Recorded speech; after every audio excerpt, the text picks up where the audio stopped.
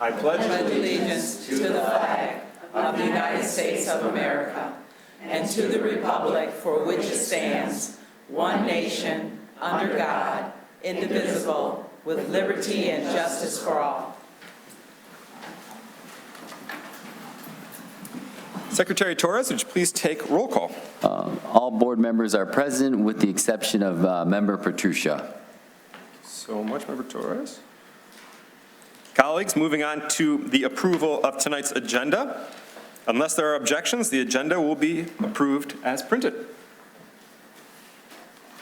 All right. So we're going to begin our meeting this evening with some very special guests we've got some pirates from Pierce Middle School. Welcome. Thank you. Thank you for having us. We couldn't think of a better way to show our gratitude and appreciation for the support you give all of our students, not just the students of Pierce, but all of Waterford, than giving you a gift that highlights the talents of our amazing Pierce students. I'm going to hand it over to our outstanding art teacher, Mrs. Detterman, whose students worked incredibly hard to create these very personalized gifts as a thank you from all of us at Pierce for everything you do to support our district. Good evening. I'm Kelly Detterman, and we wanted to give you something kind of special that you probably haven't seen before. And it comes from one of our students' favorite projects, and that is turning themselves into a Tim Burton character, self-portrait. And so I have two students with us tonight, and we have one for each one of you. Oh.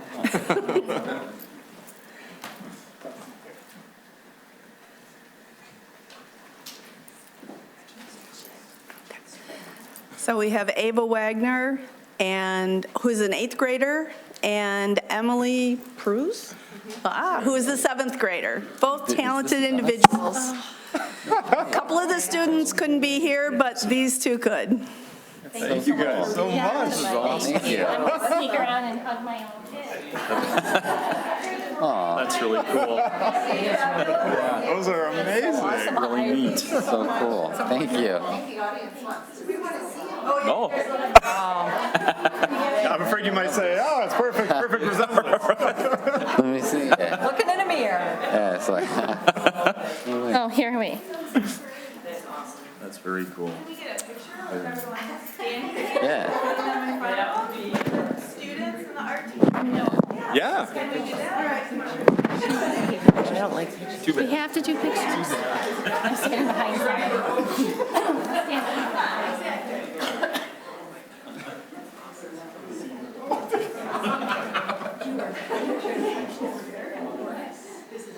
Right in the middle.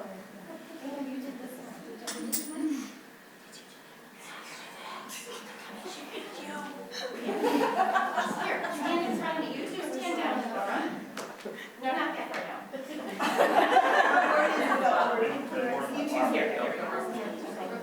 Oh, you're welcome. Here we go. There's so much fun. There we go. And see the pictures. Yeah, can you come down one second? Now you can see it better. Okay. Ready? Hold your pictures up. Perfect. Thank you.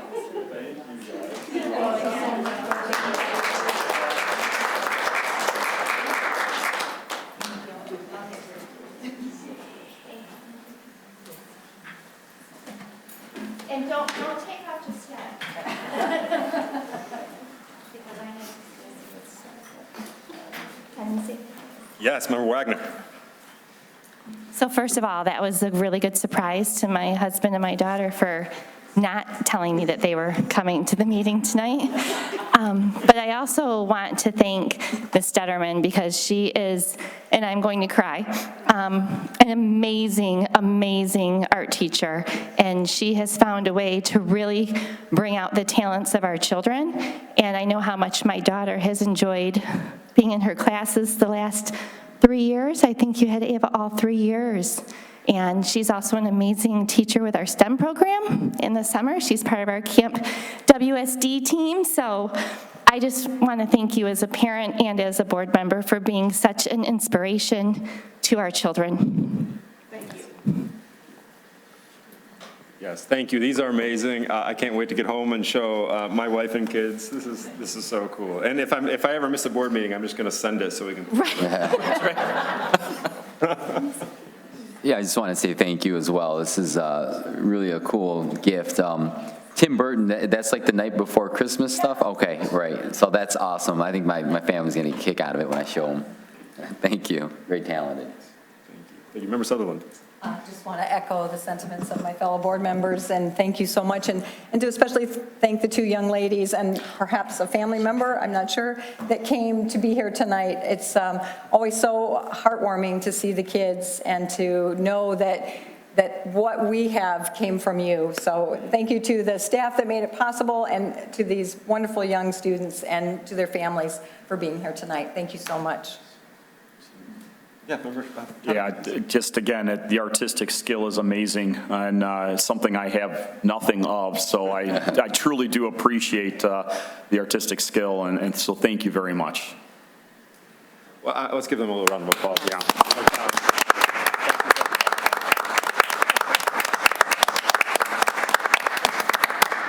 All right. I think we could gush about these all meeting. So thank you. We appreciate you. Okay, we are now going to move on to public comments on action items this evening. I don't have any green cards in front of me tonight. Ms. Roberts, do you have any? Is there anyone who would like to address the board this evening? Okay, excellent.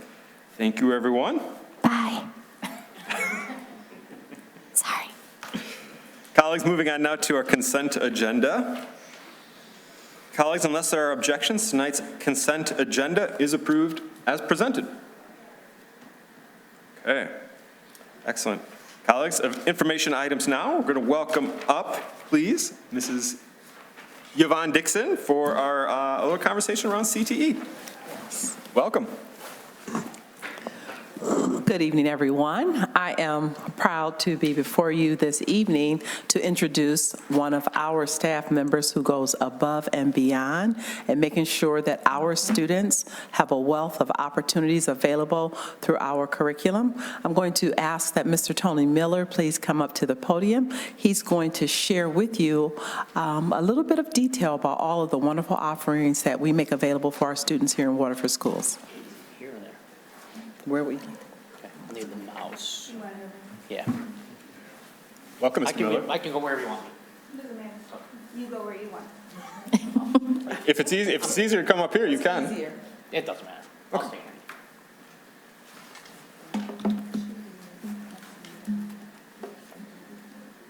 Hey, that's me. Well, that was, can you hear me okay? Okay. Great start to a meeting. Can't live up to that. That was awesome. I'm Tony Miller. I'm the CTE coordinator for the district and a CTE teacher at Kettering. Just want to take some time here and thank you for having me here on during CTE month, National CTE month. So talking about CTE and the Waterford School District. So CTE, what does it stand for? It's Career and Technical Education. Straight from MDE's website, students enrolled in a state-approved secondary CTE program have an opportunity to acquire skills to prepare them for successful career entry, advancement, and continuing education. So that's what we're doing with all of our CTE classes. Our kids are getting classroom instruction and lab-based learning in their CTE programs. So here in Waterford, we have over 40 different classes in 10 state-approved CTE programs. We have semester-long classes for half credit. We have year-long classes, and we have some 2-hour block year-long classes. So a lot of options for the high school students. We're also lucky to have 3 middle school CTE feeder programs that a lot of school districts don't have. So really lucky to have that. In our CTE programs, students can earn industry-recognized certifications. I have a list of a lot of them there. Microsoft Office Specialist, IT Specialist, Business Communication Skills, Entrepreneurship for Small Business, CPR First Aid, and the CDA Child Development Associate. So just in the last 12 months, we've had over 150 certifications earned by our high school students. State-approved CTE programs like ours receive added cost funding, which is 61A funding. That helps maintain and support our CTE program. So last year, we brought in almost $135,000 in added cost funding from the state for our CTE programs. We had just under 2,000 CTE courses taken. So that means several kids were taking multiple CTE courses. And we had 268 CTE program completers. And what that means is it's a student that not just took a class in a particular CTE program, but took every class in that CTE program. So maybe a marketing student took all the marketing classes, or a web design student took all the web design classes. That makes them a completer. And that's kind of how the funding is calculated. It's based on number of completers, enrollees, and it's based on what programs are high demand and high wage earning. So it's a different formula every year depending on job demand and wage of those jobs. But last year we did a really nice, and like I said, brought in close to 135,000 to help support those programs. Now I want to take some time to highlight all of our programs here. So first off, family and consumer science, we have at Kettering and Mott. We also have middle school family and consumer science classes that help feed into those high school classes. So in that program, we have nutrition, parenting, child development, housing and design, human relationships, life management, clothing and fashion, and personal financial management. Those are all semester-long classes, half credit. Personal financial management is also a math elective that a lot of seniors like to take, and it will likely meet that curriculum requirement for the incoming eighth graders that'll have to have a personal finance credit when they graduate. So we already have it in place, been doing it a long time. You'll see some cool pictures there. This is from a lab, Ms. Torper's lab at Mott for the nutrition class. So obviously happy kids, they get to cook and eat what they made. Pretty high demand class over there at Mott. Education in General is a new program to us. So this is our early childhood education and leadership class. We've had that class a long time. It's kind of been part of family and consumer science, but last year we applied to have that be an official state-approved CTE program. So we're prepping our high school students to be early childhood educators. So we got really, really good turnout in that class. Kids it's a 2-hour block, so they've all committed to being in that class 2 hours for a full year. They get weekly site visits with the Stepanski, so they are actually working in the classrooms with the teachers. So you'll see a lot of our Kettering students there working with Stepanski students, and they just really started getting into site visits second semester, and they're loving it. Those kids will also have an opportunity to earn their CDA, which is a pretty challenging certificate to earn. They have to put in a lot of hours. The year one students might not quite meet the hour requirement unless they put in some extra time over the summer, but the year two students will certainly meet the hour requirement and hopefully can earn those certificates. Information technology, these are some of the classes I teach, and then LaDonna Rose also teaches them at Mott, and we also have a feeder program at both the middle schools. We have 8 semester-long half-credit classes in technically three different state-approved programs: networking, programming, and web design. Looking to potentially add cybersecurity as another.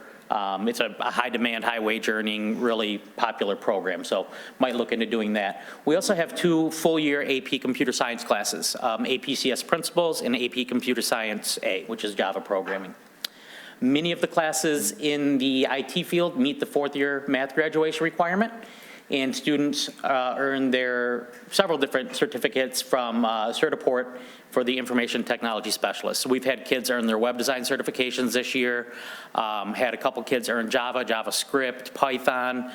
We have a lot of IT certifications that students can earn through our IT program. Networking and cybersecurity have also been earned this year. So those are kids in Ms. Rose's class at Mott working on certification prep. 2 other programs are business and finance. So those are actually 2 separate programs. Our business program has 4 semester-long half-credit classes. We have entrepreneurship, computer skills for college and career success, advanced computer skills, and then building wealth, which will also meet that personal finance requirement. It also fulfills students' 4th year math elective, and they learn a lot about planning for their future, particularly investing. So really, really fun class to teach. I'm actually teaching that one this semester. It's been a few years since I taught it, and I absolutely love it. I remember how much I miss it now, so I'm super happy to be teaching that again. In our finance program, we have 2 full year-long accounting classes, Accounting 1 and Advanced Accounting. Both year-long classes, both meet the fourth-year math graduation requirement. We have a lot of seniors taking that, particularly ones that are looking to go into business and finance in college, so very popular class as well. In these programs, students can earn their Microsoft Office Specialist certification. So I have several kids that have earned their Word certification. In the computer skills class, we'll have the finance kids working on their Excel certifications coming up here soon. And then we also have a communication skills for business and an entrepreneurship certification that students can earn. Our marketing program, four courses to choose from in the marketing program. They have Marketing 1 as a full year, Marketing 2 is also a full year. Sports Entertainment Marketing is a semester-long class, and then we have a marketing internship that kids can take as a semester or a full year if they've taken the other marketing classes already. Students in the marketing program can participate in DECA, the CTE student organization, a very successful organization at both schools, one of the best years ever at Kettering this year in terms of students making it onto states. Both schools have award-winning school stores that the students get to work in, which we've recently updated with new point-of-sales online stores. It's really impressive. And again, kids in these programs get to work on those certifications. So we got office specialists, communication skills, and entrepreneurship for those students. I did want to mention those certifications that the students take, they can actually transfer those to college credit. So there's I think it's called the Michigan Transfer Network, where they can log on, they can show the certification they earned, and then it'll show you what colleges will actually give credit for that for free. Like they can just walk in with, I had a kid walk into Davenport with like 9 credits his first year just from passing certifications. Also students that complete a program, so when I talked back at the beginning, we had 268 completers. Students that complete a program can apply for are eligible for the state articulation agreement, which a lot of colleges have agreements where if a kid completes, say, the marketing program, they will award them a 4-credit introduction to marketing class. Or kids that have completed the web design 1 and 2 will get a 3-credit web design class. So a lot of colleges are updating their state-approved articulation agreements, and it's just a really easy connection. If a kid completes it, they're qualified for that state articulation agreement. So we got a lot of kids with a lot of opportunities to earn those high school credits or college credits while in high school. Just want to call out our teachers here too. You know, it's CTE month and we got some really awesome teachers here. Our CTE teachers, Jenny Kapushnikov teaches marketing at Kettering. Tony Larson teaches technology at Mason. LaDonna Rose is IT and business at Mott. We have Mike Baroff, technology at Pierce. Lindsay Keebaugh is Family and Consumer Science at Kettering. Danielle Torpers, Family Consumer Science at Mott. Meglin McDonald is new to Pierce. She's teaching the Family Consumer Science there. Lauren Potterfield is another Family Consumer Science in the education teacher at Kettering. Skylar Harris is teaching the computer classes at Mason and Pierce. Nicole Jackson teaches a variety of CTE type classes at Children's Village. Susan Robertson is Family Consumer Science at Mott. Karen Dave teaches some IT classes at Kettering along with math. Amber Kimball is a Family Consumer Science teacher at Mason. Christopher Rusher is a marketing and business at Mott, and then myself teaching IT and business at Kettering. Do you have any questions from me? Yes. Mr. Miller, thank you so much. Member Wagner. First, thank you Thank you. so much. Thank you for that presentation. That was awesome. There was things that I wasn't even aware of, so very cool. I had one question on the early education, the Stepanski, and I may have just not heard it. Is it just Kettering students that are doing that? Yeah, right now it is just Kettering.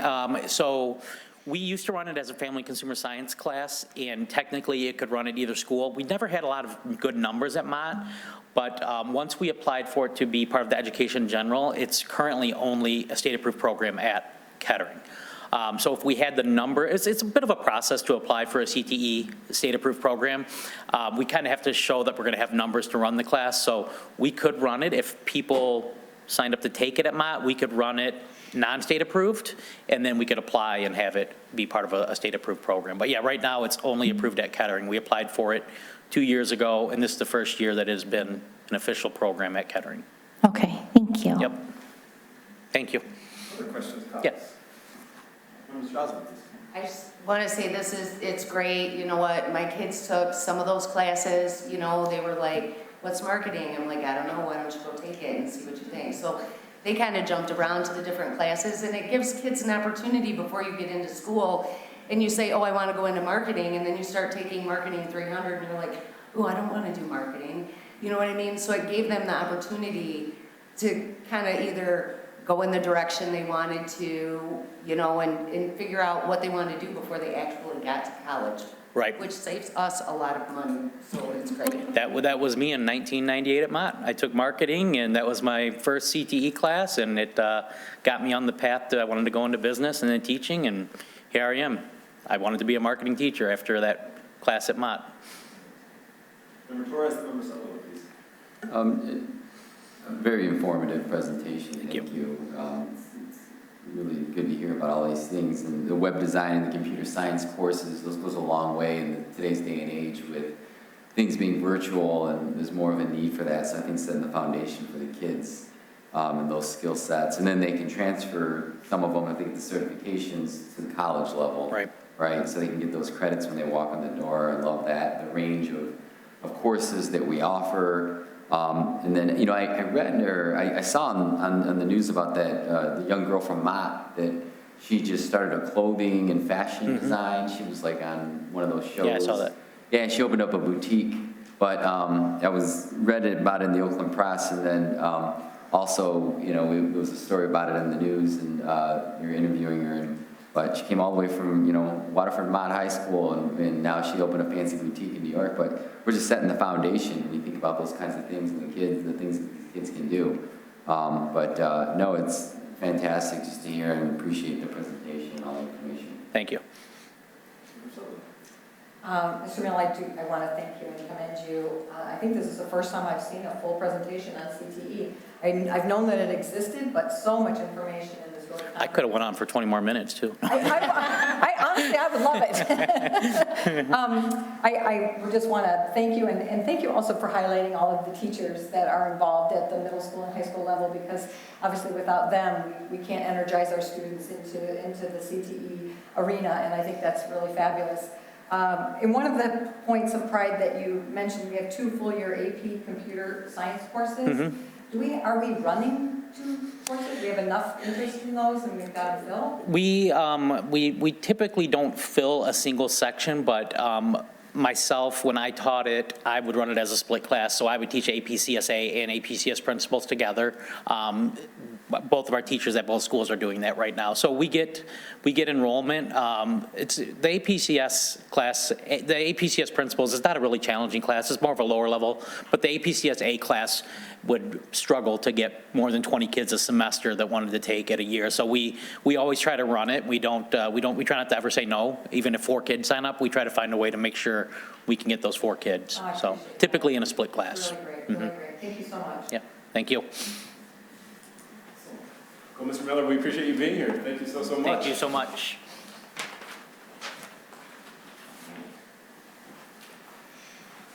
Colleagues, moving on now, we have Mrs. Davis coming up, and it's going to provide a little Stepanski snapshot.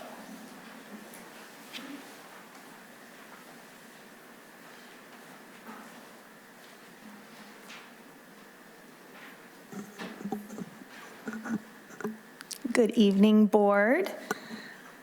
Again, my name is Sarah Davis. I'm the Director of Communications and Community Relations for Waterford School District, and I'm here tonight and for the next several meetings to present to you this Stepanski snapshot. So the purpose of this is that for every board meeting from now until the grand opening of the new Early Childhood Center, I will present to the board some aspects of the build, but related to the communication side of things and what's going on. So I have just a couple of items to present tonight. First, I would like to cordially invite the board as well as the entire community to our community walkthrough. We have it planned for 10 a.m. to noon on Saturday, March 2nd. The purpose of that event is to invite the community to walk the hallways and kind of say goodbye to the current Stepanski building before we demolish it as we transition to the new building, so we can have that new school building ready in time for the 24-25 school year. I also have some good news in that we have set a date for the grand opening Please mark your calendars for Saturday, September 14th. Starting at 10 o'clock that morning, we're going to have a ceremony, have some dignitaries speak, including Superintendent Lindbergh, and then we will cut the ribbon to officially open the building. At that time, the community will be invited in to come walk the corridors, see the playground, just see everything about the building. It'll be a fun, family-filled event where we will celebrate the opening of a new school building for Waterford School District in 50 years, and it's just going to be a grand old time. We're going to have a lot of fun with it. Next, I think everyone realizes how important it is that we maintain clear communications throughout this entire process with the current Stepanski staff and parents, as well as the greater community, so that they're sort of brought along on this journey of opening of the new building. So to ensure that this happened, late last year, my team developed an 8-page communication plan that outlines how we're going to make that happen, how we're going to keep staff, parents, and the community informed. It started the week that we came back from Christmas break. We sent out a letter on behalf of Superintendent Lindbergh and Principal Bratton to the entire community, to staff and parents of that community, letting them know what to expect with the move. We are now in sort of the community-wide portion of the plan where we are starting to heavily promote the community walkthrough through a variety of avenues, social media, cable channel, this board presentation. Next week, we have plans to send out another letter to staff and parents, also this time attaching an FAQ, as well as a construction map to help guide parents and staff as to what areas would be safest to be and all of that, so they know what's going on during the construction. And last but not least, in a week, we will be heading over to Stepanski, the new Stepanski Early Childhood Center, to film an update video.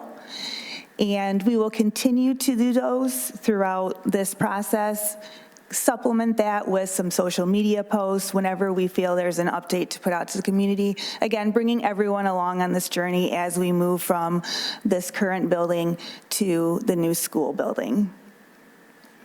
So that is all that I have for this Stepanski snapshot. I will be back next meeting. If you have any questions about anything that I presented, I'm here to answer those questions. Thank you, Ms. Davis. Any questions regarding our communications around Stepanski? Member Donahue. Just to verify, we've got the grand opening there in September. When's the soft opening when students and staff will be in the building? So there's 2 soft openings. It's April 5th and 6th, I believe. It's a Thursday and a Friday. The reason why we're breaking it into 2 separate days is because we don't have enough parking at that time with the construction to accommodate the entire school coming at one time. So we will be having a soft opening to welcome those parents and students into the building to see it, and then they will start school the following Monday. So. Alex, other questions regarding our communications around the news? Member Sutherland, please. Ms. Davis, I just want to commend you and thank you. The communication throughout this entire process, and especially the concerted approach that you've put in place starting after the holiday break, has been simply amazing. So thrilled to see the energy and excitement of our community. It is, after all, their building. They're the ones who paid for it through the millage, and to know that, for the most part, there's a few people, I like the old building, not recognizing that it's a 2-floor, and you got little 3-year-olds in there, and all the things with the new roof and all of that. But I've seen a few naysayers, but for the most part, a tremendous amount of excitement, and I think the community has been brought along through the communication and the plan that you put together. So thank you for all that you have done and will continue to do, and onward and upward. So excited. Yes, thank you. Question, the age groups, what were the age groups that were going to be in the building again? The age groups? Yeah, like the grades, it's early, right? Right, so it's 3- and 4-year-olds is my understanding. I think sometimes 5-year-olds, but it depends on what program you're talking about, but I think it's mostly 3 and 4. Any other questions, Mrs. Davis, regarding our communications around use? For everyone watching at home, make sure to enroll your kids. Thank you, I appreciate that plug too. Communications planning. All right, I'll be back next month. All right. Colleagues, moving on now, we're going to turn it over to Assistant Superintendent Elka, who's going to go over roof replacements 2024, building enclosure bid 2024, and the Mott High School weight room.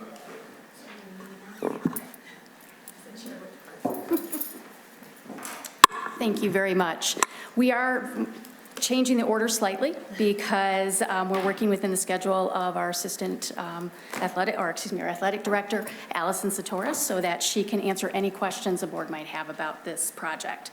So basically, the Mott weight room started with a donation from Mr. Mike Bolin.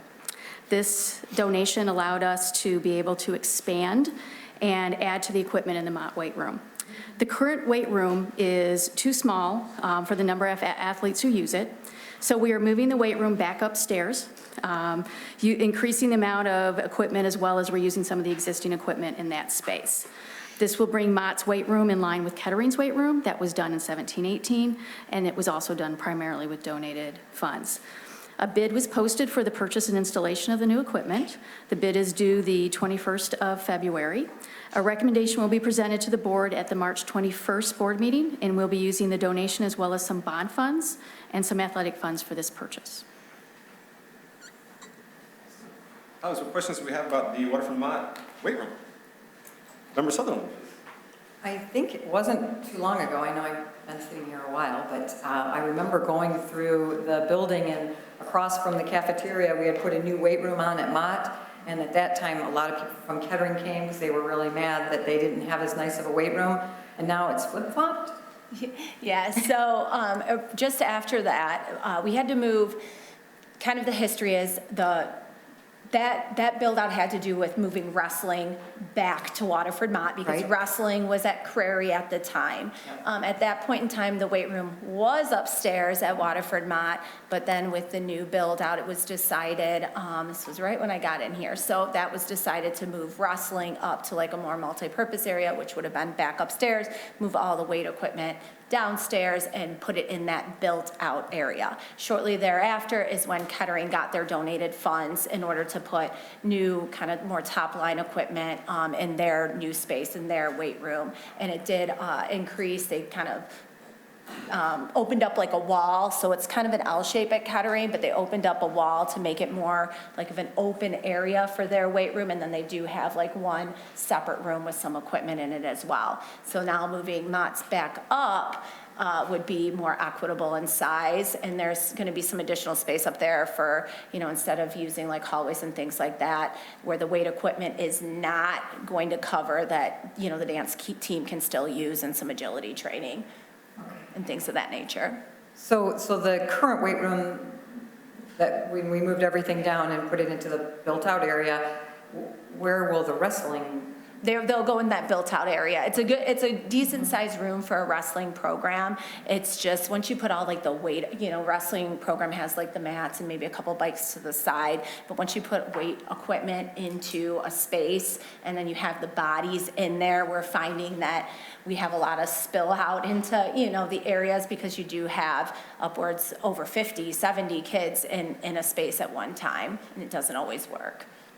So this, and this was, thank you very much. Yeah.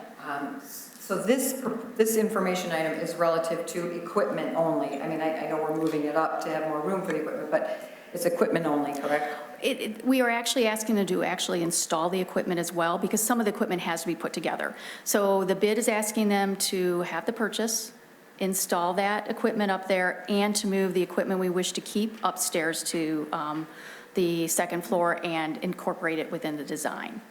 And then, I'm assuming there's been an inventory list at Kettering. Will it be equitable at that time, by the time we have this new equipment installed? Yeah, it's almost, I mean, it's the same equipment, essentially. Obviously, it's a couple, you know, that was about 5, 6 years ago, so, but it's the same line of equipment.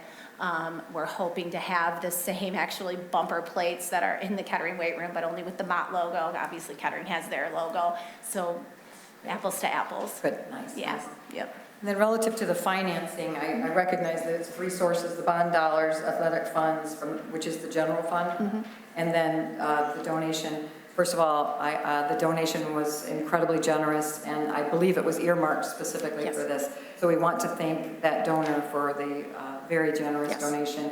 Do you know, is it 33, 33, 33? Like, how is that? So the majority of it will be the donation, but since the bid is not due next week, we really hesitate to putting a budget out there, but we believe from our initial estimates, we have adequate funds within what we said, which was using bond funds, which we have allocated for equipment for athletics, as well as some of the athletic fund money. So we are very secure with what we have, and the majority of it is from the donation.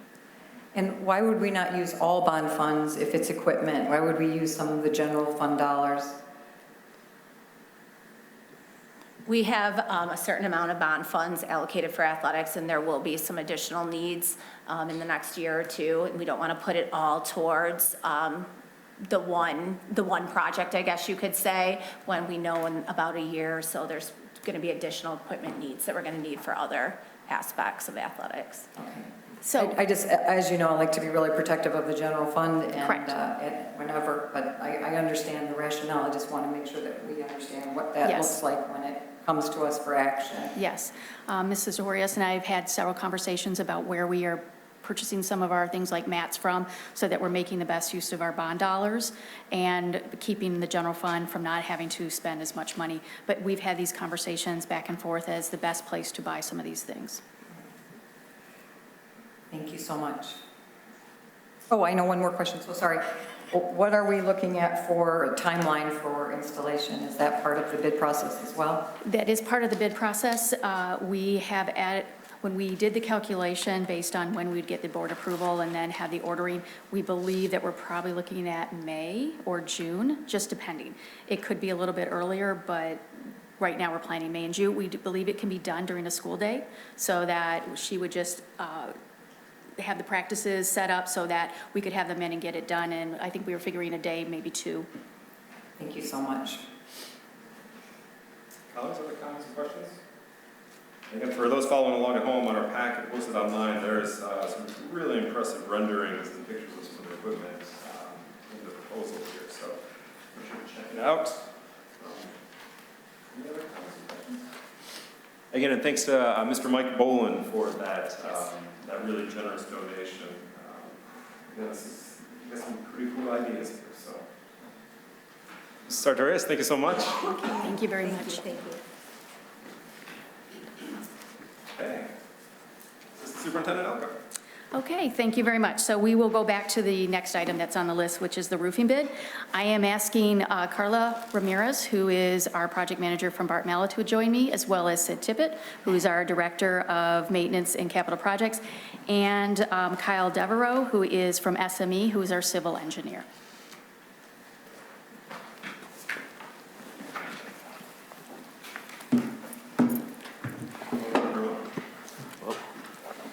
So the roofing bid, we've talked about this a little bit before. SME is our civil engineer. They complete an annual assessment of all the district's roofs.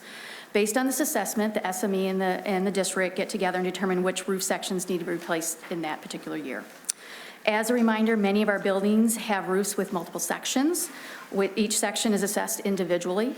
This means that we do not have to replace an entire roof. We can replace certain sections if as needed. This year, we are replacing sections of Kettering High School and Pierce Middle School. You'll see in your packets, you have aerial views of that showing the sections that we are replacing. We also have the recommended award in there, the bid tab, and the work, a little bit of information about the work being completed, when we had done it last, just a little bit of history and background to understand what we're doing right now. We will be bringing the recommendation to the board at the next board meeting, March 21st, but we were able to have the complete recommendation with this award for you to take a look at.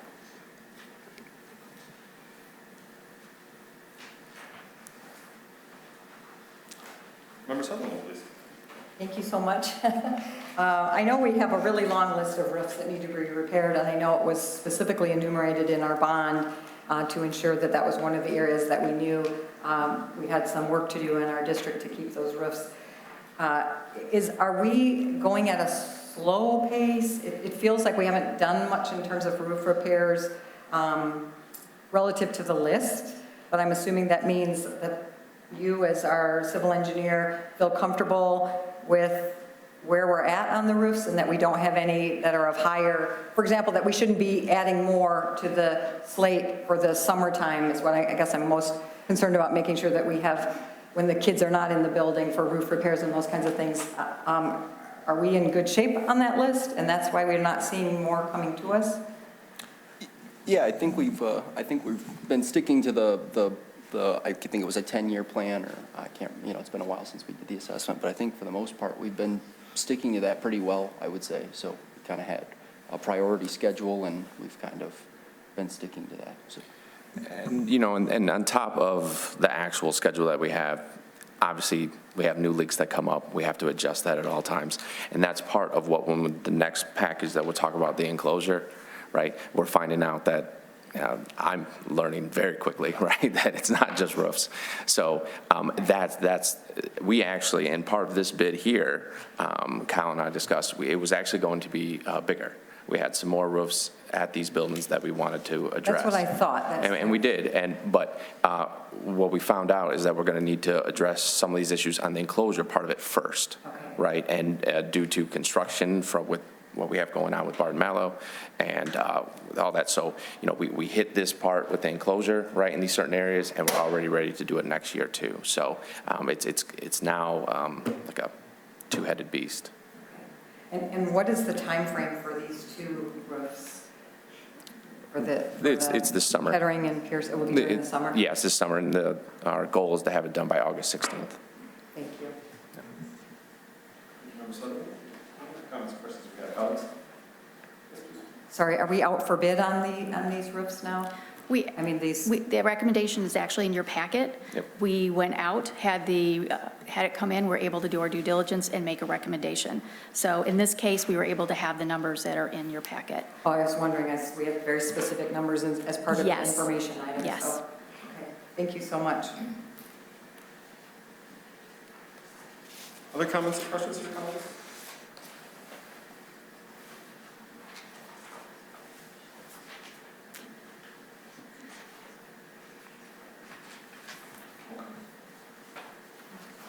Okay, so I know we'll be talking about the next information item here is related, so our building enclosure bid 2024. Yes, thank you very much. So this is a little bit different roofing we bring to you annually when possible. We did a couple years ago take roofing off because we were told it's just too expensive, so we did have a pause. But the building closures back in 2021, we asked SME to do a complete assessment of our building enclosures or the envelopes of all the district buildings.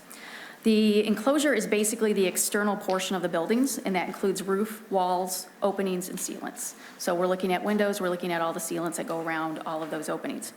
The assessment does not include roofs because we completely do a new assessment every year on the roofs. So that is not part of the building enclosure assessment. So the enclosure assessment is helpful because it helps us determine where water and other contaminants are getting into the building and may destroy our infrastructure. Due to the scope of the assessments covering 20 buildings, we decided to break it into phases. The first phase was completed in 2022, and it covered Mott High School, Della Lutz, Covert, Prairie Campus, and Kingsley Montgomery. The assessment categorizes efficiencies as immediate, which means should be addressed within the next year, high within 1 to 2 years, medium within 2 to 5 years, low within 5 to 10 years, and then items to monitor but are not recommended for replacement due to practicality or significance. We are pleased to say that we did not have any immediate items to address with those 5 buildings. We did have items in the other categories, however. The district first looked at items that could be done in-house or in smaller projects. For the larger projects, SME and the district reviewed the list and decided to focus on Mott High School, Crary, and KMS for this particular bid. Because one item at Mott High School could be duplicated at Kettering, we did a limited assessment at Kettering and found we also had the issue there. This item for Kettering was added to the bid. The area was where the PAC addition abutted to the existing building. for both of them. We found that the area had failed at a rate faster than expected, and we believe that is one of the issues that we have had with the leaks in the PAC. We have done a lot of work with the repair on the roof. We were not dealing with all the leaks, so that was why, another reason why this assessment was really important to be able to do.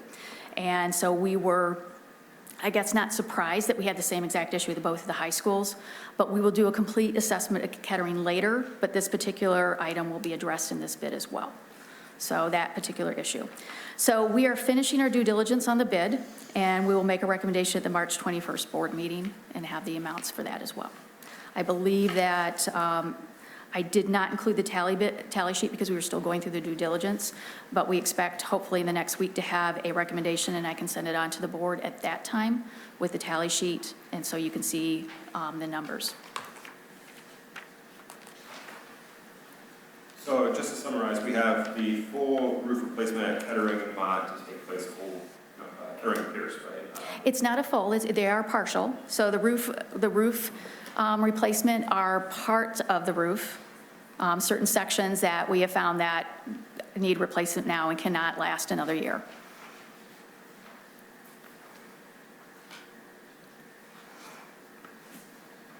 Comments, questions, please? I apologize. I'm sure you probably mentioned that. I was at the onset. I was trying to get myself oriented here. Why was the assessment focused on Mott Prairie and KMS? So we just picked 5 buildings to start with, since it was the first phase. So we picked one of the high schools. We picked some of the auxiliary buildings. From the idea is getting an idea of some of the older buildings, such as Covert, gives us an idea of what's there. So we knew we had, it wouldn't be perfect anyways, so we sort of split it up in such a way that we were sort of grouping non-similar buildings together. So that when we get to like elementaries, we could put sister buildings together, things like that, that can speed up that process. But this was our first phase of this assessment. And just so you know, this is the assessment of those 5 buildings.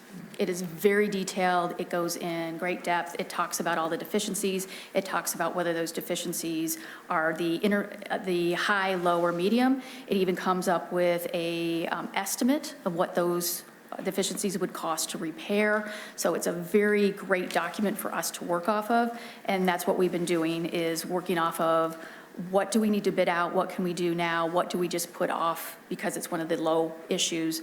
And this has been incredibly helpful for us to really focus our dollars to helping basically make our closures and our roofs better so we have less leaks within the buildings. But in the assessment, we started with 5 buildings. We really are taking Lutz and Covert out of that equation. Correct. When we got to Covert, there are some issues just due to the age of the building, and so we are looking at other options. For example, the sills around the windows. They are, they're not current construction, so they're all stone around it, and to replace the lintels is $350,000. So we do not believe we need to replace lintels. We think we need to do something else that would be a lower cost but would make those windows very watertight. So some of these things we have had to sort of push to the side to come up with new items. For Lutz, we did a lot of work with the roof, doing the patching and things like that, so that we could make sure that that was good. So each of those buildings, we had to make decisions about how much we wanted to put into it and where we could put our resources better. That's why, like the Mott thing, nothing that we saw in any of these were particularly worrisome, except for the Mott issue where we had the PAC abutting to the older building. That at the Kettering and Mott, that was the one thing that we felt was very concerning, and we wanted to address. Some of the other things are just due to the size of the project, we added it to the bid.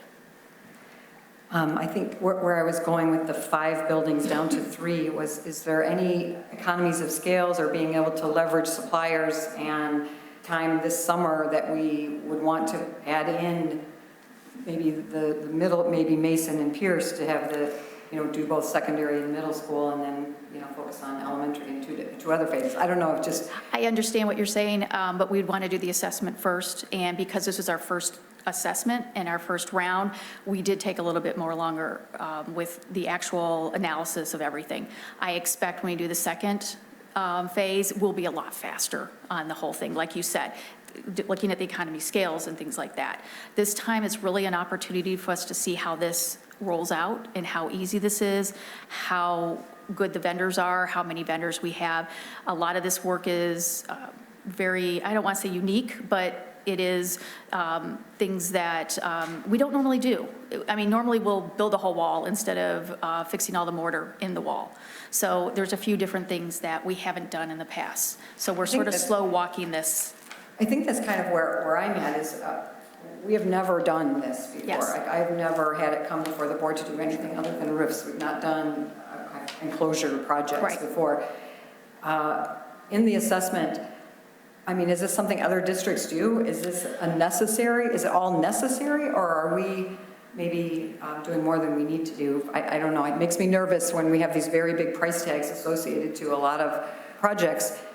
If it's something that has to be done, absolutely. So I'm just trying to understand the must-haves versus it would look better or something, I don't know. Correct.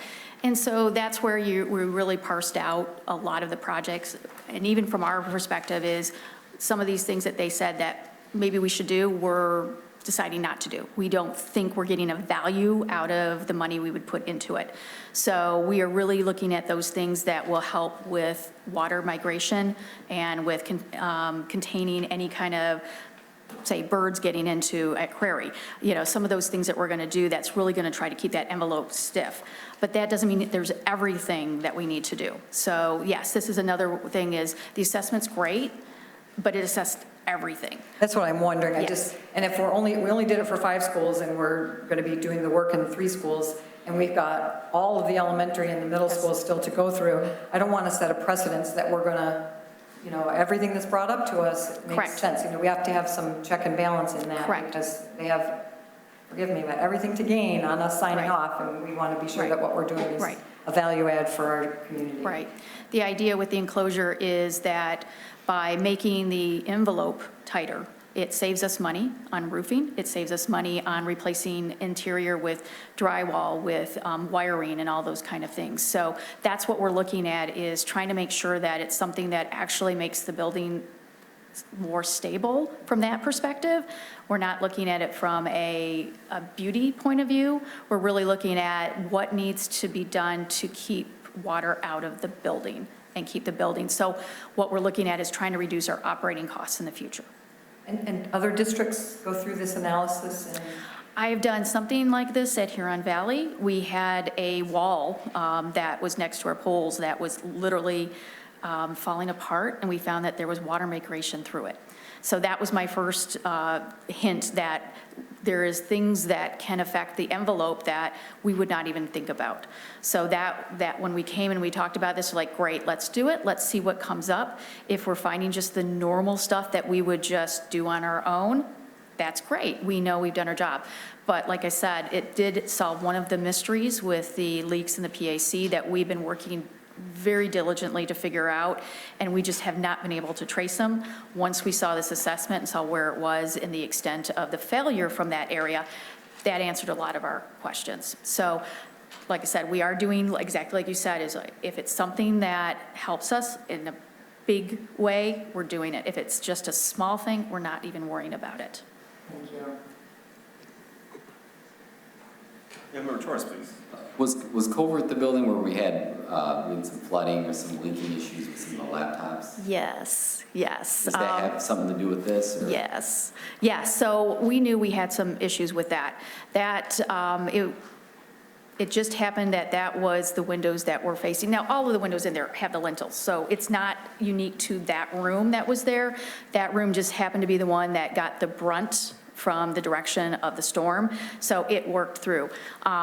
So yes, we have talked about the fact that we don't want to store things next to windows anymore, so that in the weird thing that happens, but we have gone and fixed it from the standpoint of we tried to make sure that we wouldn't have it. That was a very unusual storm, and I would say On the normal stuff, we don't have that issue, but yes, that was one of the places that they recommended. But like I said, when we're looking at 350,000, I can't support that. I can support a lot more insulation and stuffing and exterior covering and sealant to make sure it's as good as it's going to be. But that did catch us unaware because it was just so bad. You could just tell where it was coming in from. So if we do all this, so we finish this phase, and what does phase 2 happen? I don't know if we talked about it. Mr. Tippett, did Well, we? next year, ideally, that's what we're looking for. After this works, Yes, then we go into the next phase. yes. And then we do it the same way you had mentioned earlier, you group it around buildings and things like that, like two middle schools would go together, so. Yeah, That's I mean, where- and a lot of it's based off of need. You know, it's based off of the assessment and off of need and what we're finding issues at. Yeah. So we may find, just from the additions that we've done at some of the elementaries, they may not need the level of work at all, but we might find that maybe parts of the middle school that we haven't done in quite a while might need some work. We'll just wait till the assessment comes out and then make that determination. And then when was the last time we did something like this? Gosh, I don't think we ever did, yeah. I No. think we repaired it as we went along, Yeah, right? essentially. I mean, and, you know, this was all part, so when we had the roof assessment done in 2021, right, as this was being done, they noticed all these other problems. Plus, as we, you know, told them, hey, when you're looking at the roofs, we're having these problems, they then said, well, it's not from the roofs, and that's where this kind of came up. They're like, you're going to have to address it in another way, and this is that way. Sorry, just a really quick question. It's a financial question. I think I know the answer. I just have to ask out loud anyway. Because KMS is a center-based program in public schools, is there any chance that they're splitting the cost with this or anything like this? I was expecting that answer, and yes, well, not splitting, but we can use our fund balance for it as well. So we have enough fund balance. We're using general fund dollars for this? No, from KMS, the center program fund balance. Okay. We have enough in there to cover the cost of the project. So that it would be my recommendation, it comes out of that. Thank you. Other comments or questions here? Is the table, these are the bids that we have? Correct. Some of them are wildly, Yes, so I wanted you to see it's widely. Now, the good thing is our first blush is we're going with the low bid on all of them, but we have one that we need to do a discussion about is not, their bid is not the problem, it's the timeline. So we're just having a discussion about the timeline. But right now, it looks like the low bid for everything, which is awesome. It makes it about a little over $420,000, I believe. So we're sort of excited about that it's the lower end. I think, though, in terms of bond dollars, we need to be cognizant that this is only 3 of the schools, or 4 if you count a little bit of Kettering, and we still have a Correct. significant. So it's, I don't know that we've comprehended that in the bond planning. So I think it's all the more important. I know we're looking at doing a review of all of our bond projects and dollars spent, dollars committed, dollars remaining. And so this will, I'm imagining, take up a really good chunk of change, So what we're doing is we're using the roofing budget. So that is where we are balancing out the need for the roofs and the need for the enclosures. So that's why we're being very careful about how much we're spending it, because that's the only pot we have. Right. So yes, I already talked to Sid that in the next month, we'll be doing a complete, we are fine budget-wise with that, but we know that we have several more years of this bond. The one thing that did help us is we basically moved everything 1 or 2 years because of the cost. So that can help us within this bond, because basically those ones that are at the end could be moved to another bond. You know, but we just got to be really careful that we don't leave roofs for general fund. I mean, that's just my general statement, that those are so expensive and they can consume general fund, and we want those dollars going into our classrooms, and, you know, to our teachers. So I wouldn't want us to derail the work that needs to be done, assuming that we're going to have another bond, because it doesn't always work that way. And it certainly doesn't work that way on our timeline. Correct. We know that doesn't, you know, depending on what's happening in the economy and so forth. Right. So, thank you. Any other comments or questions regarding the enclosure project? Thank you. Thank you. Okay. Okay, colleagues, that takes us to the end of tonight's information items. We're now going to move on to new business. turn it over to Secretary Torres. Thank you, President Ristich. Moving on to new business, A1, President's recommendation, MASB Board of Directors election 2024. It is recommended that the Board of Education select candidate Bridget McQuisant, Lake Orion Community Schools, to be submitted on the official ballot as the Waterford Board of Education selection for Region 8 of the MASB Board of Directors. I so move. Support. Thank you, colleagues. Motion's been moved and supported. Any comments or questions regarding the MASB Board of Directors election? Member Sullivan. I will just say Birgit is an incredibly involved and active MASB Board of Director incumbent. You see her at every meeting. She is, I know she went through all the coursework. She's a Master Diamond board member, just cares deeply about kids. And it's kind of nice that she's, you know, Lake Orion, right in our backyard, right part of Oakland as well, Oakland County. So really so thankful for her service. Nothing against the other two candidates. I don't know either of them, but I do know Birgit and feel really good about this recommendation. Any other comments or questions? All those in favor, please signify by raising your hand. Thank you. The motion carries 6-0. Secretary Torres, please. Superintendent's recommendation, 50-23-24, resolution, School Social Work Week. It is recommended that the Board of Education approve the following resolution in recognition and support of the National School Social Work Week, March 3rd through the 9th of 2024. Whereas school social workers serve as vital members of the education team, playing a central role in creating a positive environment in schools, and whereas social workers in schools are exponentially skilled in providing services to students who face serious challenges to school success, including disability, poverty, discrimination, abuse, neglect, mental illness, homelessness, bullying, familiar stressors, and other barriers learning, and whereas school-based mental health programs are critical to the early identification and intervention of mental health problems by providing the appropriate services.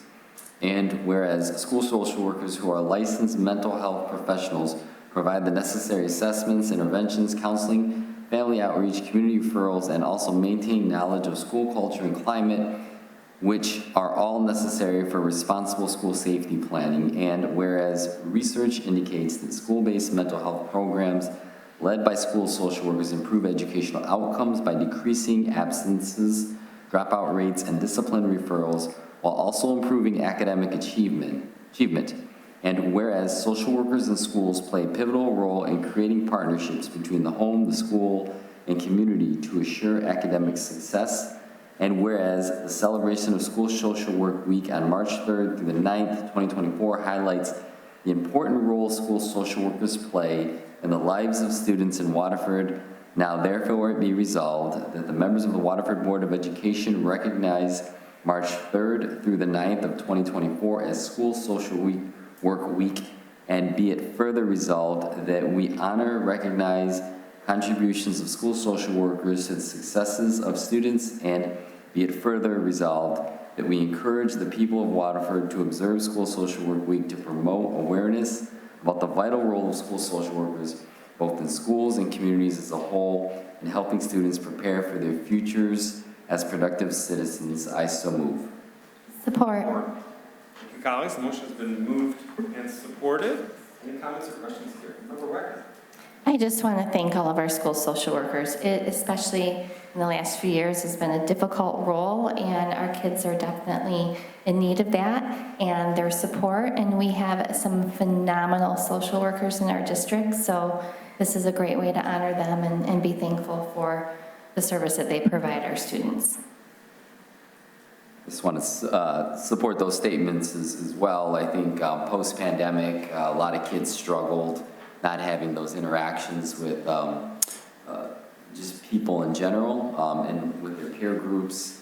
Coming out of it, we've seen a need for more mental health, social emotional support in the schools. It said in here, and I'm happy that we read it out loud, that they play a vital role in the educational process. They do. I'm happy and honored that we are recognizing our school social workers this week. echo my colleagues. My mom is a retired WSD social worker, and we can't go anywhere in this township without someone saying, "Mrs. Riskich, do you remember me?" It just speaks to the important role that our social workers play. Really meaningful support and really meaningful services, and our social workers are an amazing group. They're the unsung heroes, our counseling department there. Yeah, absolutely. All right, colleagues, all those in favor, please signify by raising your hand. Thank you very much. This important motion carries 6-0. Secretary Torres. Superintendent's recommendation 51-2324, overnight extended student trip to Costa Rica.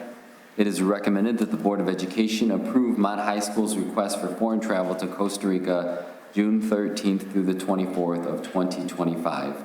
I so move. Support. Thank you, colleagues. Motion's been moved and supported. Comments or questions, please? Member Wagner. I just want to thank Mr. Belcher again. I know he's not here, but what an awesome opportunity he's bringing forward to our students. And this is a very, very exciting opportunity. So I am grateful that he is willing to take this on and make sure that our students are able to go to Costa Rica. Any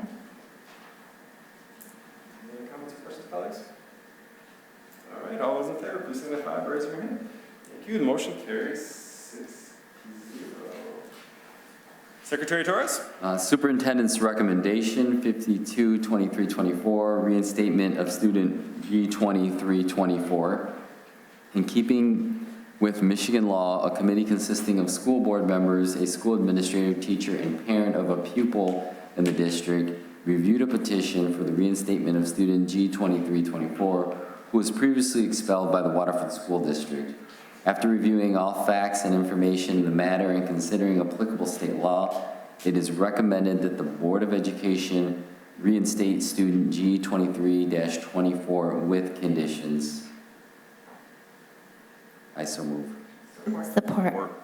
Thank you, colleagues. Motion's been moved and supported. Comments or questions, please? Member Sutherland. Just want to thank our colleagues, Member Wagner and Member Torres, for their support in serving on this committee. It's very much appreciated. Colleagues, all those in favor, please signify by raising your hand. Thank you. Motion carries 6-0. Okay, turning now to Treasurer Donahue, please. Superintendent's recommendation 53-23-24, Stepanski office furniture. It is recommended that the Board of Education approve the purchase of office furniture for the new Stepanski Early Childhood Center from NBS Commercial Interiors, not to exceed $200,000. The pricing for the items is from the E&I, Omni, and NCPA cooperatives. Funds will come from the 2020 bond. I so move. Support. Thank you, colleagues. The motion's been moved and supported. What questions or comments do we have regarding the purchase of furniture for students? Member Sutherland, please. I just want to thank you for all of you and your department and the people that put all of this together. I felt like the information items that we had earlier tonight were really comprehensive. These ones I struggled with a little bit just because the information items were back December 7th, and I know we didn't know a lot at that time, and so all the information to us came in emails. I don't know if there's a process where, because there's so much happening and so much money being spent, that maybe we look at having an opportunity to talk through the information item closer to the action item when more information in detail is known. Just an observation, because I printed everything out and I read it all, and I just felt like it might have been better for the whole board to hear it all at one time rather than reading it all in emails. So. Really quickly, I'll say too that if the board feels like there needs to be a shift in process, because we have been utilizing this process now for several years, and if there is a better way, I think we can certainly have that conversation. Lots of information, of course, but again, we had this presented in December, we had some information come to us over the weekend, and now we have an opportunity to discuss it further. But if there is another way that the board would like to operate, we can certainly explore that and go forward. Any other comments or questions here, colleagues? All those in favor, please signify by raising your hand. Thank you. The motion carries 6-0. Treasurer Donahue, please. Superintendent's recommendation 54-23-24, Performing Arts Center Improvements, Mott and Kettering High Schools. It is recommended that the board approve the bidders and the award amounts provided for the Performing Arts Center improvements at Mott and Kettering High Schools for a total award recommendation of $3,428,813.28. The funds for this project are included in the 2020 bond. I so move. Support. Collins, motion's been moved and supported. Comments or questions, please? Member Wagner. I just have one question. Well, this is what will take care of the blinking lights, correct? Yes. Okay, thank you. I have been in both PACs this past week and would super excited to have those blinking lights stop blinking. I know you feel the same way. I just wanted to make sure that this was part of it. And I appreciate that we are doing this. We definitely, who could believe they're 20 years old, going on 21, which is crazy. So thank you. Ms. House did say it was really great for dramatic performances. It is great. Alex, any other comments or questions here regarding PAC improvements? All those in favor? Sorry, we have the total base at $3 million, $3,078,813, and then alternate one and alternate two with Shoreview Medical. Can you help me understand what that piece is? I'm seeing it here separated out for electrical alternative T1 and T2.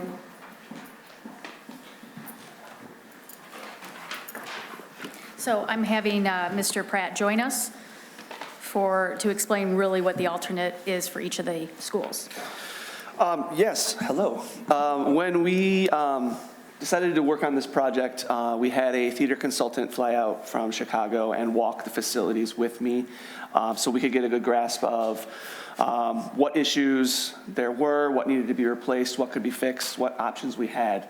And I think there was a difference in understanding with the amount of equipment that was needed, and he had it broken into several phases when he gave us the report.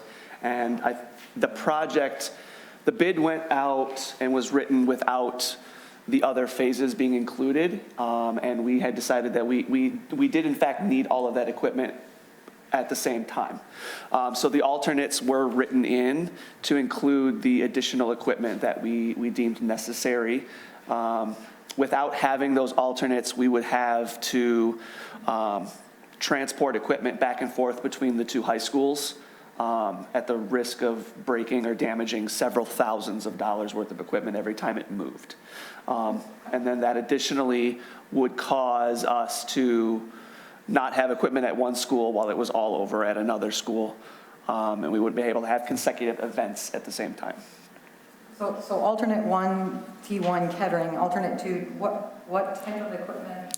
$175,000 per school. It's additional lighting instruments and spotlights and things that without, we would not have enough lighting instruments at one school to sufficiently light some of the events and things that we have.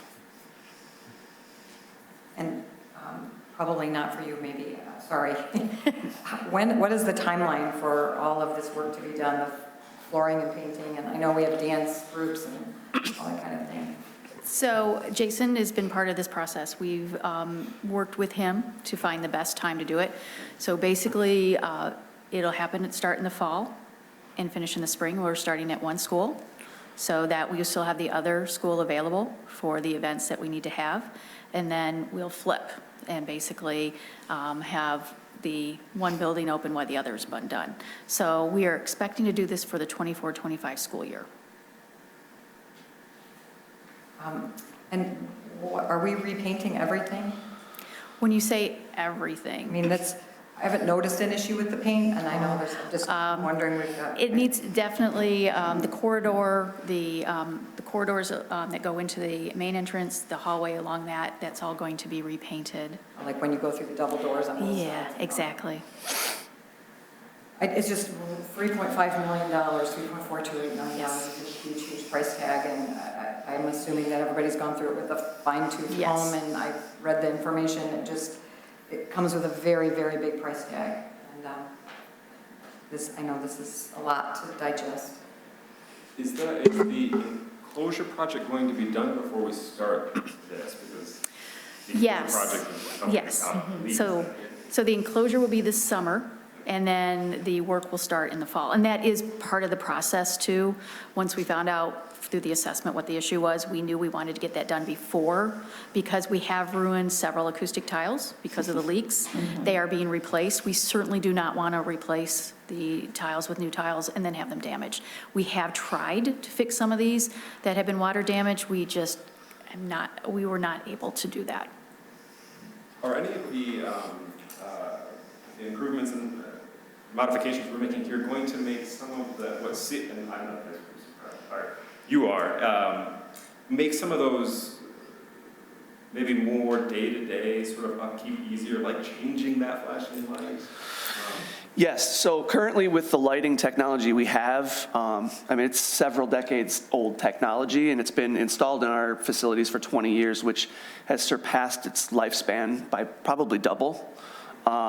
And every one of those light bulbs, when they go out or they need work, costs $16 to replace. So we have 150 lights, and I change light bulbs several times a year in most of them. So it's substantially more expensive to continue with the technology we have. The industry of lighting has gone beyond the conventional lighting systems that we have. It's become too expensive for them to implement research and development and continue to improve that type of lighting due to several laws around the world that have been enforced and written to make it more difficult for them to proceed without moving into the LED technology, which is cleaner and greener and all of those types of issues. So it definitely, the LEDs do not need to be replaced. So they're cool. They're much cooler in operating temperature. They don't need to be replaced. So that will save, in the day-to-day operating costs, but also the day-to-day working function of doing upkeep. I can attest, being in both the buildings this past week, that the paint needs to be updated. We are in desperate need of refreshing that paint. And this question might be more for Ms. Davis than for the two of you. As we're doing this refurbishing of our PACs, will we be then bringing in the nice big frame pictures to kind of fill in and highlight our students and our performers and because those walls are quite large, and it would be, I've been waiting for those pictures. I'm waiting for this part to be done, and then we'll proceed with that. And then we will do okay, awesome, thank you. I know that we're about $1.277 million over what was originally budgeted for this project, which is a very, very big number. That's more than 50% over where we thought we would be, or about 50% over. Not quite, actually. What are we not going to do, given that we're going to do this? So basically, what I do on a bond, because each building has 3 buckets of things that we have for each building. We have construction, we have technology, and then we have furniture and other equipment. So because this is a construction bucket, I always look at the building that the work is being done to see what other budget is available, either because we've already reduced the scope, we've done it, we have funds available, those kind of things. So one of the big things that we haven't done at the high schools is the media center. So I talked to both of the principals to see what their ideas are for the media center. And based on that, we would have over $300,000 for each of those high schools to do what they want with the media center. I do believe that is adequate for the things they want to do. We are not having to move walls or redo any big component. We are really looking at re-envisioning the space to be more of a cooperative space, a collaborative space, which means furniture, paint, carpet, and technology. That can be accomplished in the remaining budget that we have for the media centers. So I'd made sure before we made this recommendation that the principals were on board, and then getting what their ideas were and whether that we could meet with that within the new budget. So we are confident that we can do that. And that was part of this whole process and why we pulled it, because we needed to have those conversations. And the overage was a result of a higher quality lighting? That is one of the issues. We did go with a higher quality lighting, but we also are seeing the increase, which many of our neighbors have already looked at, where we are increasing with equipment and labor costs. Many districts around us have already seen 30 to 40% increases in their projects. We've been very fortunate that we have not had to see that. But that is, again, we would do the same thing we would do with any budget, that where we are over with the bid in our budget, we always look down at the scope and see whether we can make changes. We spent the time going over this budget to really look at what is being done and what we need to be done, and is there things that we can hold off? Is there things that we can maybe not do? We did not find something that would be substantial enough to even make that worthwhile. So we looked at the budget. If we came back and we could not do budget, then we'd absolutely have to reduce scope. But we were able to have budget that we could reallocate and not endanger another project within that building. Were we planning to do something more elaborate in the media centers? Is that what I I'm don't hearing? believe so. We had the same amount tagged for each building for the media center. So I believe when we get to the elementaries, we certainly will use more of that budget. But I think for the high schools, what I've been hearing is they aren't interested in quite a renovation as much as a re-envisioning of the existing space. So, but the budget had basically the same amount put into each of the building, which again, when you're coming up with the budget and you're trying to come up with those estimates, a lot of that is, we know it's about the same amount of space and things like that, so it's a safer thing to put the same amount in there. So I would not say if this happened in another building, we'd be able to do this. But in the high schools, we are able to do this. And I have a bunch of questions about where we're at with the bond spending, but I do think we have something on the calendar to review that. Correct. That is at the next COW meeting, yes. Thank you so much. Other comments or questions, colleagues? Okay. All those in favor, please signify by raising your hand. Motion carries 6-0. We're done. Superintendent's recommendation, 55-23-24, Transportation Building Remodel. It is recommended that the board approve the bids and bidders noted for the bid to remodel the transportation building. The total award is $1,443,554. These funds are included in the 2020 bond approved by the voters on August 4th, 2020. I so move. Support. Colleagues, motion's been moved and supported. Comments or questions do we have regarding the transportation building remodel?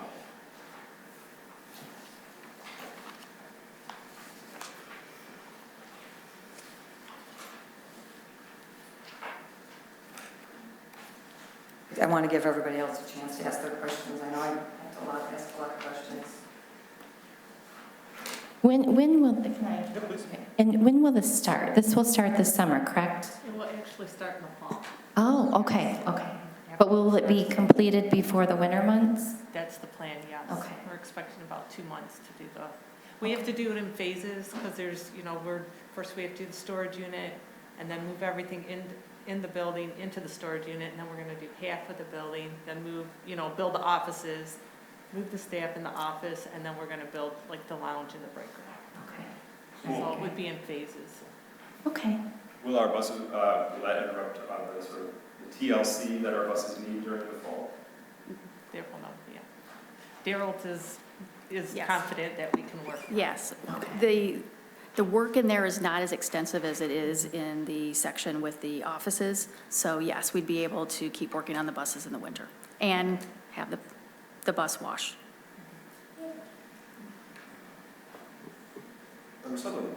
Again, we're 50% over budget.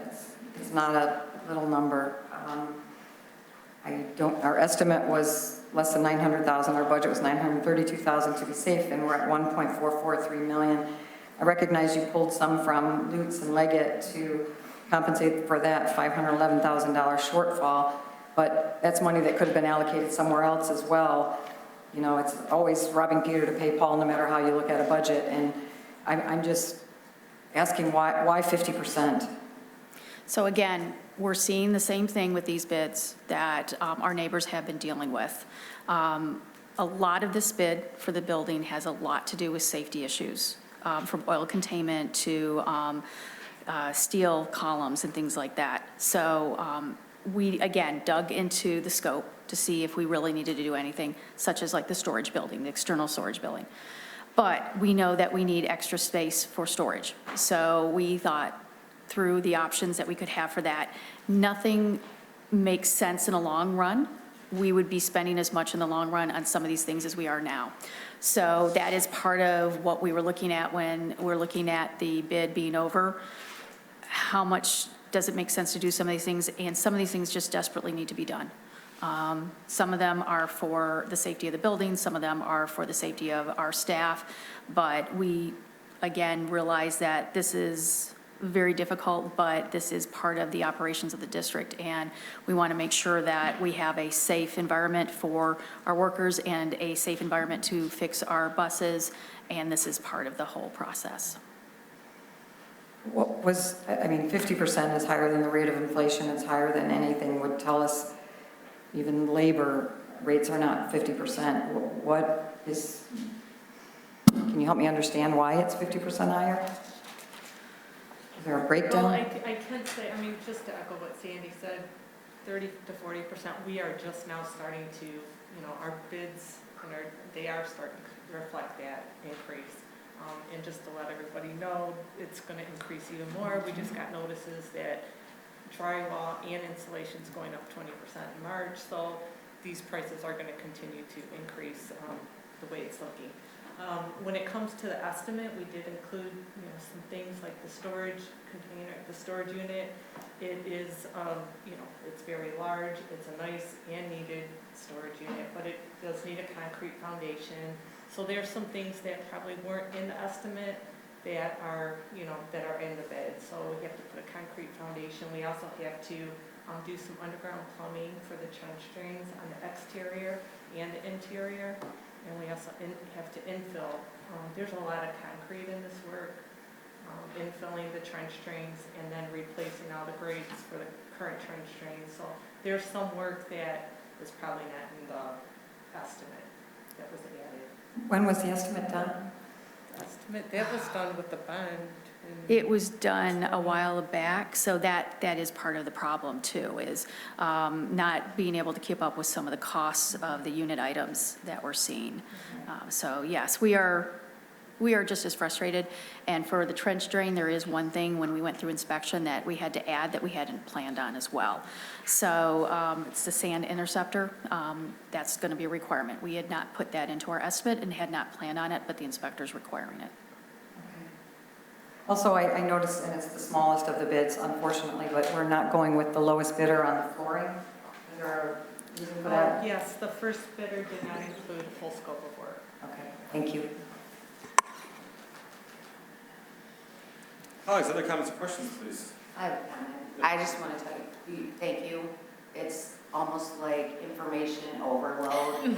And I grew up in a construction family, so I know a lot of the stuff that comes out. And, you know, I have a couple of friends that are selling houses now, and they're older houses, and especially when you deal with buildings like this. And, you know, it's irritating stuff like your handrail is too high, you have to lower it down, your stairs are too deep or too steep, you know what I mean? And then you want to come in, the inspector comes in, and I have another girlfriend doing a kitchen renovation, and they're like, oh, well, if you're going to renovate, then you have to upgrade all of your, now all of the gas has to be the pipe now. You can't do the flex pipe on the gas anymore. Yes. And it's just cha-ching. So I do understand all of this, and with the, you know, as old as these buildings are here, it's not surprising to me, you know, and the problem with getting workers and materials. You go to Home Depot and you go to get a 2x4 and you're like, goodness, you know, maybe I don't want to do that project. So Yes. thank you both, though, for all of the information. It's a lot to sit down and read at night, but that's usually my nightly reading before I go to bed. So thank you very much. And not to put too fine of a point on it, but we don't give you everything. Yeah. I do try to cull through what I think is the most important information, but we have much more information that we have not showed. For the pictures, I gave you a handful of pictures. We have tons of pictures. So there's always more information if you want it, but I just want you to realize that we do try to cull through what we think is most important for you when you're making the decision, but if you need more information, we do have it. I'm good. Torres, please. So just to Member Sutherland's question, so I think the explanation is, so the bid was done a while ago, right? So the bid's a bit outdated. The estimate was done a while ago. The bid was done. Okay, the estimate. Yeah. Right, the original estimate. And then you cited the inflation piece. Yes, so we're seeing inflation piece with materials, with labor. All of those things are just now starting to hit us really hard. Like I said, we've been very fortunate with our other bids that we just haven't seen the increases that we're hearing about from our neighbors. And then added costs, so this is different types of work that fell in the scope of this job, and is that what it was? Is there added projects or added things that we didn't see? Kind of getting to what Julie's point was. Yes. Started on a job and then you don't realize there's these added things that are coming in. So that's what's causing this, because it is alarming. It's a very good point that Member Sutherland's making, because there's a large amount more. So I'm just trying to understand that, though. That's where it's coming from. That is part of it, yes. If we had to do additional things that we hadn't planned for, yes.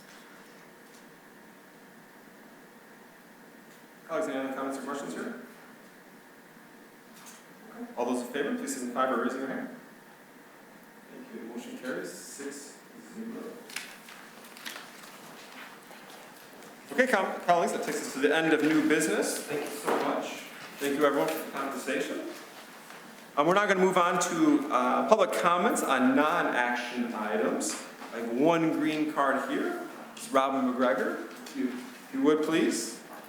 And as you come up, we'll read our statement here that everyone should be reminded that comments are limited to 3 minutes in duration. Members of the public are invited to share comments. However, this is not intended to be a time for question and answers. Lastly, participants may speak only once on the same topic and are, of course, asked to avoid statements that are personally directed, abusive, or obscene. Welcome, Mr. McGregor. Hello.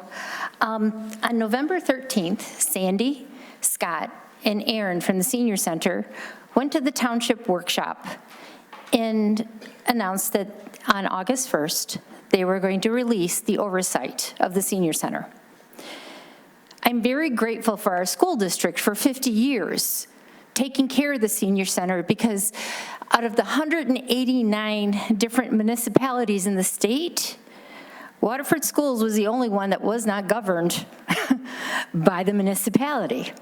So for the 50 years, you've done a wonderful job, and I thank you for that. But I do have some questions because everybody's guessing at what's going on next. I was at the workshop for the master plan for the township.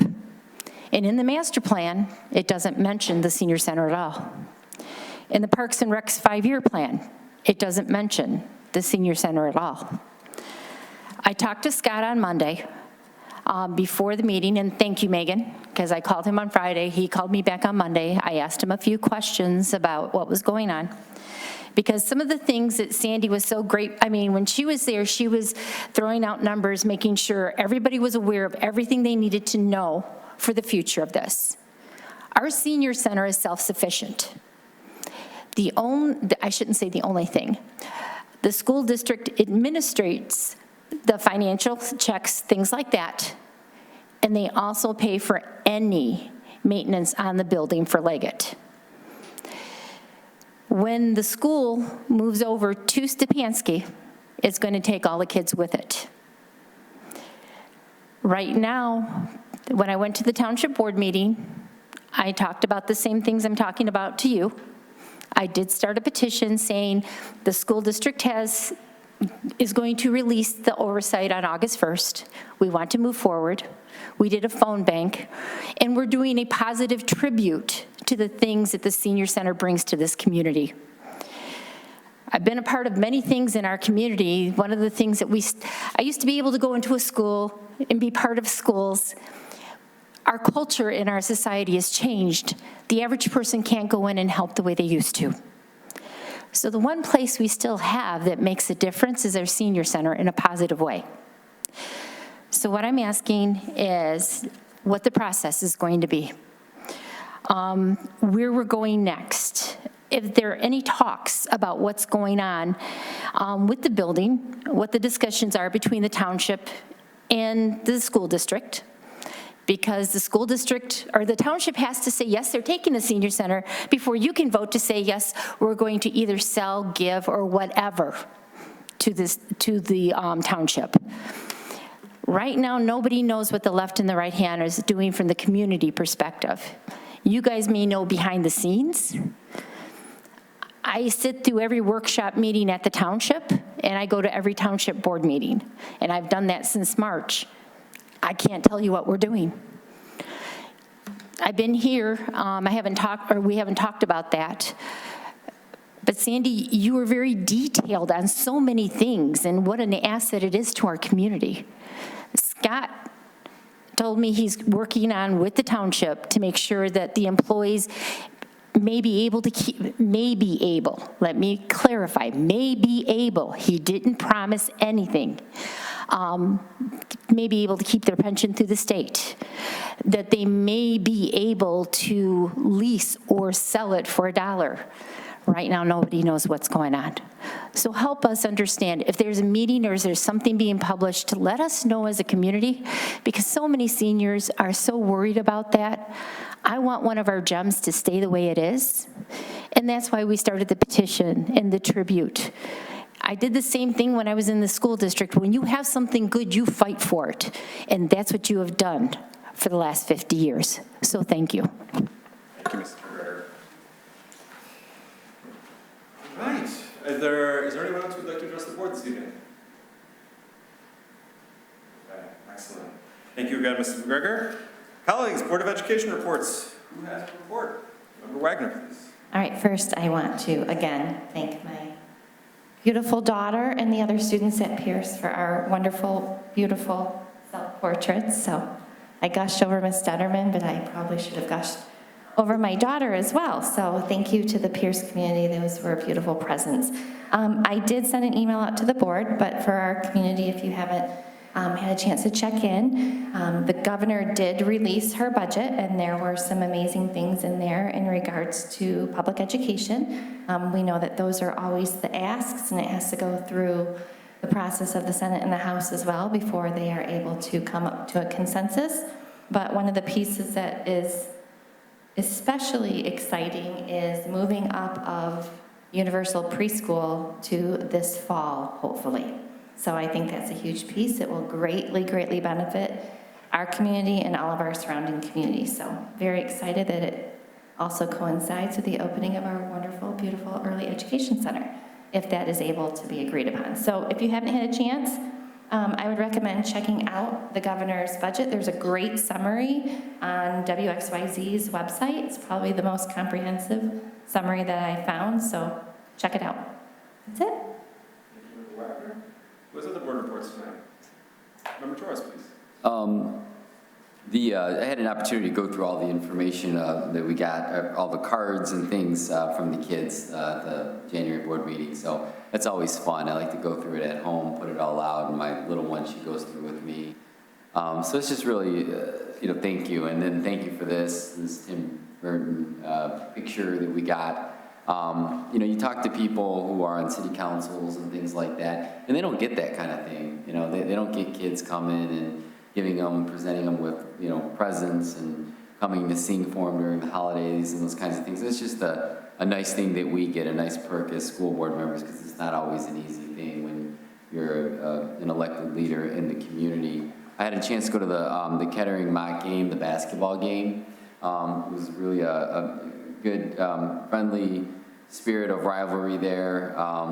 And just seeing the community come together, everybody wearing the shirts, the Mount Kettering shirts, and then the athletic talent that we have here in our district. I always love to see it. I like to try to get to these games, the football football and basketball games in particular. And you just think of the kids that we have an NFL player out of, I think, 2020 that graduated from Mott. We have another player that went into the NBA, 2021, I think it was. So we have a lot of athletic talent and ability in this community. You just see, you know, the leaders in our buildings fostering that with these kids, and whether they get an opportunity to get a scholarship, go on to college, that's first phase, and then if they can take it to the next level, it's even greater. And then just the last thing, my daughter came home, I just want to share this story. She's been learning about the Beatles in school, the actual band, the Beatles, right? So definitely predates me and probably most of us in this room. I was never a Beatles fan, heard the songs here and there. She came home, she says, my favorite song, Dad, is She Loves Me. Hey, Alexa, play She Loves Me. So she's listening to it, leads to more tracks. The whole family's listening to the Beatles now. Like, I'm like, where's this been my whole life? You know, it's pretty awesome. So, but again, I messaged her teacher on Class Dojo and said, you know, my whole family's listening to the Beatles now. It's like on loop in the car. I'm very familiar with a lot of the songs now. And it's just the tribute to education, because education just isn't about mathematics, English, and the arts. It's those things, and the boards that we have in our rooms, they can put it right in Google, they can play things on the video. So it's really cool. And you know, that just, to me, it's like, you're not just educating the kid, you're educating the family. I never got into the Beatles, and now I'm into them. So I just wanted to share that. Thank you. Thank you, Member Torres. Other board member reports, just to echo Member Torres, I saw on Facebook the other day someone that, you know, are there still after-school events at our middle schools? And then my immediate response was, oh my goodness, have you seen our district calendar? Because we have something going on at our middle schools every single week. And we had our sort of our Mardi Gras dance at Pierce on Monday, Tuesday. Thank you. And my sons came home, and it was just so much fun. And to Member Torres' point, here in Waterford School District, we just provide unique, one-of-a-kind, engaging experiences for all of our students, whether it's in the classroom, on the basketball court or football field, or in the gym after that bell rings for the day. So kudos to all of our administrators and teachers who are making those experiences happen. Okay. Anything else, Carlos? All right. So Superintendent Lindbergh is ill and wasn't able to join us tonight, but I believe Mrs. Davis is going to show us something that tell us a little bit about something that we have in front of us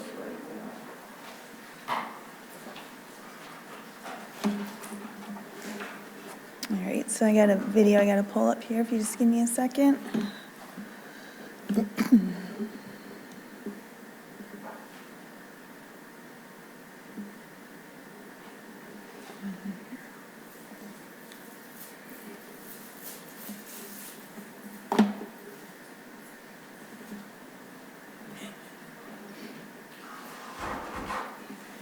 Okay. So, you may remember our award-winning Waterford Why video series, where employees and community members provide testimonials about why Waterford School District is the best place to work and develop as a professional. So we're always trying to keep that series updated and talk to new teachers, talk to new community members. So as part of that ongoing effort to recruit and retain employees, we added another video where third grade teacher Ashley Prue of Schoolcraft Elementary talks about the amazing classroom technology that she has. So we will take a listen to that.